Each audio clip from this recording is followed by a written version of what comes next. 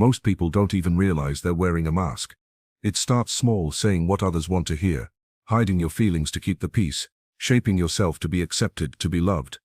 Over time, the mask becomes so familiar that you forget there's even a face beneath it, but the weight of pretending is heavy. You smile while you're aching. You say, "I'm fine," while you're falling apart. And eventually the version of you that the world loves feels nothing like the person you truly are. The cost: exhaustion, disconnection, a slow death of your authenticity. This isn't about blaming yourself. It's about finally understanding why you've had to hide, and more importantly, how to stop. You deserve to be real, seen and whole again, not just tolerated in disguise. The path back begins with courage. You didn't choose the mask because you were fake. You chose it because at some point in your life it kept you safe. Maybe you learned early on that being too loud made people angry, or being too sensitive got you mocked. Maybe your needs were ignored, so you stopped having any. Maybe love came with conditions. You had to be easy, agreeable, perfect, so you adapted. You became what others needed so you wouldn't be abandoned or rejected. You wore the smile when you felt numb. You acted strong when you were breaking. You said yes when everything inside you screamed no. That mask became your protection. It helped you survive, and in a world that constantly punishes vulnerability, who could blame you? But over time, the mask stops feeling like a choice. It becomes your identity. You forget who you were before you had to perform. You don't even notice you're doing it anymore. You automatically filter your truth through a lens of approval. How will this sound? Will they still like me? Is this safe to share? And slowly, your real self fades into the background, unexpressed, unseen, unfelt. You become an echo of your environment, shaped by fear rather than freedom. What most people don't realize is that the mask was never the problem. It was the silence underneath. The real pain isn't in hiding. It's in believing that who you are underneath is unlovable, too much, or not enough. And that belief didn't come from nowhere. It came from your story, the way you were raised, the roles you were given, the trauma you endured. It taught you that authenticity was a risk. So you became who the world told you to be, not who your soul really is. But here's the cost. When you live behind a mask, you might be safe, but you're not free. People can love the mask, but they can't love you if they never see you. You start to feel invisible, even in relationships. You may feel lost, anxious, or numb, and not even know why. It's because deep down, your truth is suffocating. Your body knows it. That tension in your chest, the fatigue that never lifts, the restlessness in your gut. It's the signal that something real inside you is being buried. This isn't about blaming yourself for wearing a mask. It's about understanding why you had to wear it in the first place. The mask was a brilliant adaptation to unsafe environments. But now, it might be keeping you from the connection and peace you long for. It's not easy to take it off. It feels terrifying at first, like standing naked in a cold room. But the truth is, you never lost the real you. She's still there. He's still waiting. Underneath the mask is someone worth meeting again. Not perfect, not polished, but real. And being real is how you start to feel alive again. Not just surviving, but actually being you. Messy, vibrant, flawed, honest, whole. That's where self-trust begins. That's where healing lives. Not in being the version of yourself that makes everyone else comfortable, but in being the version that makes you feel like you're finally home in your own skin. Wearing a mask may have helped you avoid pain in the past, but it's now blocking your access to joy, to intimacy, to freedom. The shift begins when you realize the mask is no longer protecting you. It's imprisoning you. And every time you choose honesty over performance, softness over perfection, truth over approval, you take one step closer to your real self, the one you've been missing, the one who's been waiting. Acting like you're okay when you're not is one of the heaviest emotional burdens a person can carry. It's not just about hiding tears or faking smiles. It's the deeper exhaustion of constantly editing yourself, your tone, your words, your reactions, to maintain the illusion that everything is fine. Over time, this drains your nervous system, your spirit, and your ability to connect. It's not weakness, it's survival. Many of us learned early that expressing pain wasn't safe.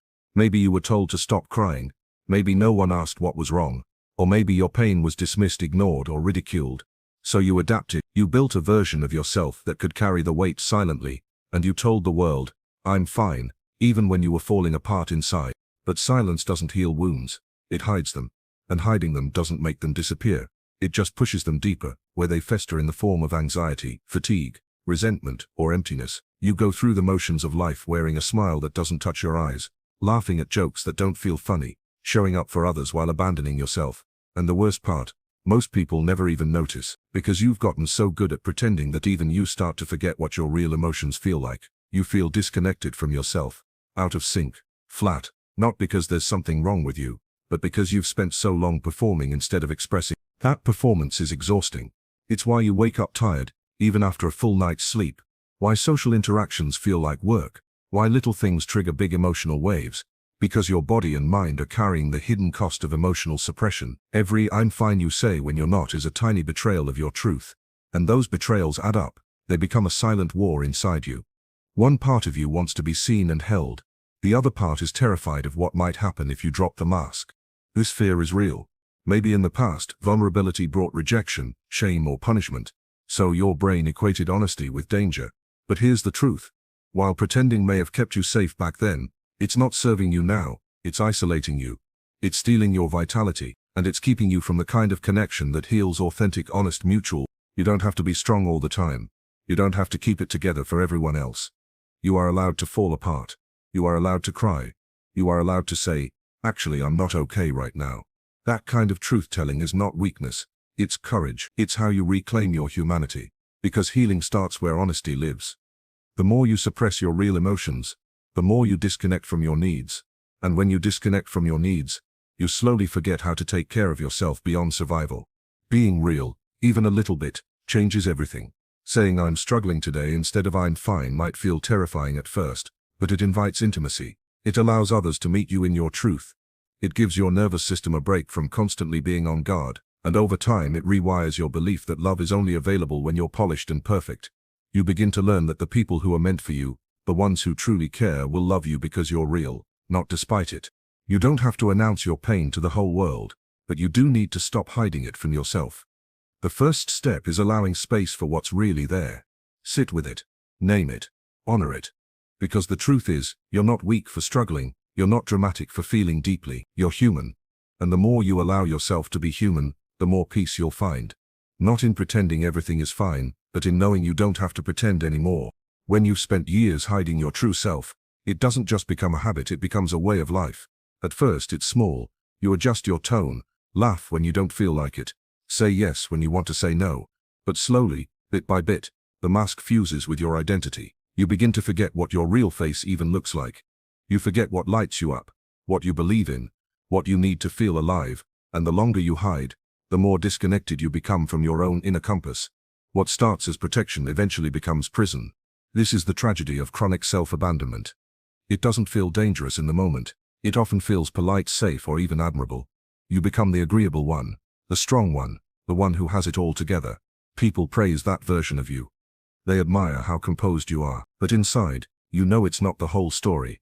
There's a quiet ache, a haunting emptiness that no amount of praise can fill, because deep down you're grieving the self you left behind to be accepted, and that grief doesn't go away. It just settles in as numbness, anxiety, or a constant sense that something is missing. Eventually even you start to believe the mask. You start to think, maybe this is just who I am now. But the body never forgets. The soul never forgets. Your fatigue, your restlessness, your quiet resentment. They're all signals that your spirit is suffocating under the weight of performance. The longer you silence your truth, the more it will scheme through symptoms, burnout, depression, relationship problems, even illness. And it's not because you're weak, it's because you were never meant to live your life pretending to be someone else. Reconnecting with yourself after years of hiding is not easy. At first you might feel lost. When you ask yourself what you want, need, or feel, you might draw a blank. That's not failure, that's a sign of how long you've been disconnected. But if you stay with yourself, gently, honestly, patiently, the truth will begin to surface. You'll remember what it feels like to laugh from your belly, not your mask. You'll remember the things that make your soul come alive, not just your image look good. You'll find that the more real you are, the more peace you feel, even if it shakes up the life you've built around pretending. The fear of being too much or not enough is what started this hiding in the first place. But healing asks you to risk being seen as you are. Because every time you show up authentically, even in small ways, you chip away at the lie that you have to earn love by shrinking. The truth is, love that requires a mask is not love. Belonging that depends on perfection is not belonging. You deserve relationships where your truth doesn't scare people away. It draws them closer. But that starts with you. You can't expect others to see the real you if you're not willing to show it. It's tempting to keep hiding because it feels familiar. But familiar is not the same as fulfilling. The longer you hide, the more you rob yourself of your own potential. And that's the real loss. Not the approval you might lose, but the life you never fully lived. The art you didn't create, the joy you didn't feel, the connection you never tasted. All because you thought your real self wasn't enough. But you were never too much, you were never the problem. You were just adapting to an environment that didn't know how to hold your truth. And now, you have a choice. Keep hiding and slowly disappear from your own life. Or begin the brave work of coming home to yourself. That doesn't mean ripping off the mask overnight. It means beginning, slowly, to listen, to honor what's real, to let the mask feel heavy and wrong, instead of comforting and right. And then when you're ready to take it off, you don't need to have all the answers. You just need to start telling yourself the truth again. Because the longer you hide, the more you'll forget who you are. And the more you forget, the harder it becomes to find your way back. But you can come back. Your true self is not gone. It's just waiting for permission to exist again. Give it that permission. You don't need to become someone new.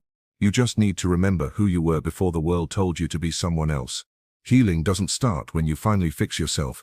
It begins the moment you show up as you are. No filters, no pretending, no rehearsed answers or forced smiles. Just raw, unpolished truth.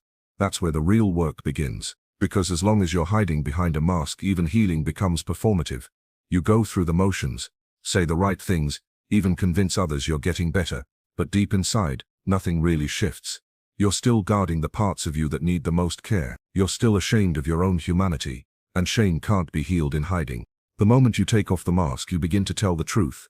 Not just to others, but yourself. You stop saying "I'm fine" when you're breaking inside.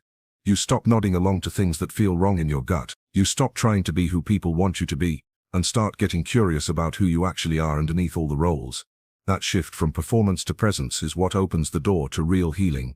Because healing is not about becoming someone better. It's about allowing all of you to be here now, even the messy parts. Especially the messy parts. For most of your life, you've probably been taught to only show your best self. The confident self. The strong self. The happy self.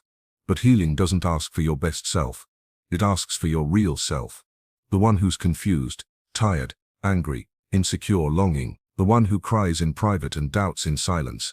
That's the self who needs love. And until you can show up with that self, honestly, vulnerably, you will always feel like something is missing. Because part of you will be missing. Hidden, unacknowledged, unloved. It takes incredible courage to let go of the mask. The mask protects you. It keeps you from rejection, from judgment, from the discomfort of being truly seen. But it also keeps you from love.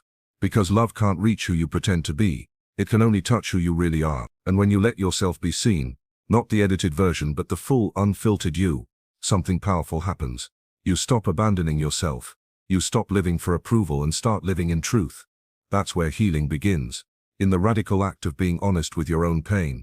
This doesn't mean broadcasting every wound to the world. It means having the courage to sit with your truth, even when it's uncomfortable, to admit when you're hurting,